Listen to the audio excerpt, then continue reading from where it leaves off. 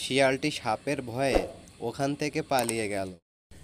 এক বনে বাস করত একটি দুষ্টু শেয়াল। সে প্রতিদিন কারো না কারো ক্ষতি করত। না, অনেক বেলা হয়ে গেছে, অনেক ক্ষুধাও পেয়েছে। যাই দেখি আজকে কি শিকার পাই। এই বলে শিয়ালটি তার গুহা ছেড়ে বের হলো। শিয়ালটি হাঁটতে হাঁটতে দেখল একটি হাঁস তার বাসায় বসে আছে। তারপর শিয়ালটি বলল, কিরে হাঁস, তুই আবার ডিম দিয়েছিস নাকি? যাক, ভালোই হলো, তোর ডিম দিয়ে আজকে সকালের নাস্তাটা সেরে ফেলবো। দে দে, জলদি জলদি তোর ডিমগুলো আমাকে দিয়ে দে, অনেক ক্ষুধা পেয়েছে। এ কি বলছো শিয়াল? আমার ডিম আমি তোমাকে দিতে যাবো কেন? পারলে তুমি নিয়ে দেখাও। যত বড় মুখ নয় তোর, তত বড় কথা। আজ তোর ডিমের সাথে তোকেও খেয়ে ফেলবো। এই বলে শিয়ালটি হাঁসের কাছে চলে আসলো। হাঁস শিয়ালের ভয়ে বাসা ছেড়ে পালিয়ে গেল। তারপর শিয়াল হাঁসের ডিম দুইটি অনেক মজা করে খেলো আর ওখান থেকে চলে গেল। একটু পর হাঁসটি আবার ওখানে আসলো এবং কান্না শুরু করলো। সে বলল, মনে হচ্ছে এভাবে আর আমি থাকতে পারবো না এখানে। প্রতিবার ডিম দিই আর দুষ্টু শিয়াল এসে খেয়ে যায়। এই বলে হাঁসটি তার এখানকার বাসা ছেড়ে অন্য কোথাও চলে গেল।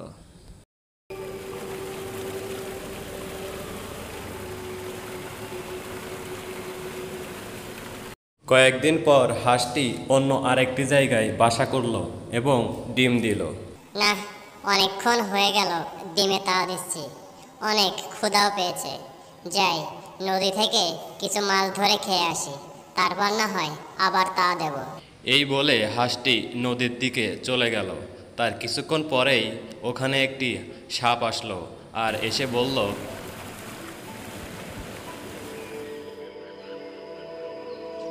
আরে, এটা আবার কার বাসা? আবার দেখতে দুটি ডিমও দিয়েছে, মনে হচ্ছে কোনো একটি পাখির বাসা। মানুষের অত্যাচারে জঙ্গলের ভিতর কোথাও ডিম দিতে পারছে না, এখানে না হয় আমার ডিমটা দিয়েই যায়, বাচ্চা ফুটলে পরে না হয় নিয়ে যাব। এই বলে সাপটি হাঁসের বাসায় ডিম দিতে বসলো। কিছুক্ষণ পর ডিম দিয়ে ওখান থেকে চলে গেল। সাপটি চলে যাওয়ার কিছুক্ষণ পর হাঁসটি নদী থেকে ফিরে আসলো এবং আবার তার বাসায় তাওয়া দিতে শুরু করলো।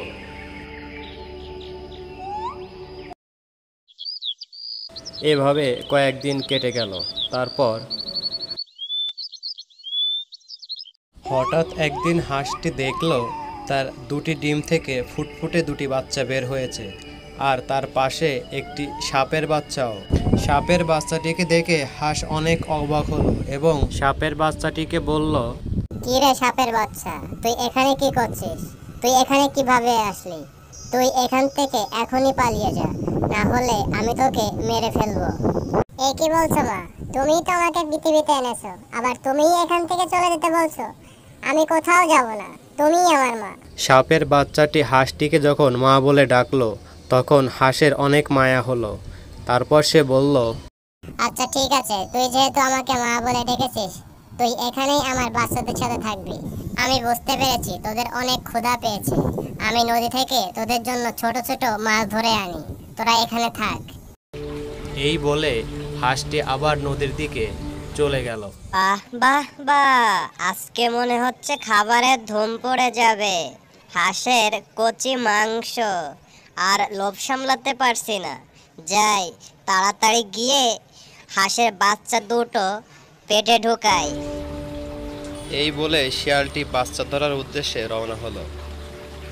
হাঁসটি নদীতে চলে যাওয়ার কিছুক্ষণের মধ্যেই ওখানে দুষ্টু শিয়ালটি আসলো এবং বলল, এই হাঁসের বাচ্চারা, আমার অনেক ক্ষুধা পেয়েছে, তোরা মরার জন্য তৈরি হ। কিন্তু হাঁসের বাচ্চার সাথে এই সাপের বাচ্চাটি কোথা থেকে এলো? আবার আমাকে কামড়াবে না তো? শিয়ালের কথা শুনে সাপের বাচ্চাটি বলল, না না, আমার ভাই বোনদের তুমি ক্ষতি করবে না, দরকার হলে তুমি আমাকে খেয়ে ফেলো, কিন্তু আমার ভাই বোনদের একদম ছোঁবে না। এই বলতে বলতে বড় সাপটি ওখানে চলে আসলো আর তারপর, ওরে বাবারে, এত বড় সাপ আবার কোথা থেকে এলো? আমি ওই সাপের বাচ্চার মা। তুই যদি হাঁসের বাচ্চাকে ছুঁয়েও দেখিস, তোর আজকে সবল দিয়ে মেরেই ফেলবো। ওরে বাবা রে, এখনই পালাতে হবে, তা না হলে সাপের কামড়ে এখনই আমাকে মরতে হবে। পালাই বাবা, নিজে বাঁচলে বাপের নাম।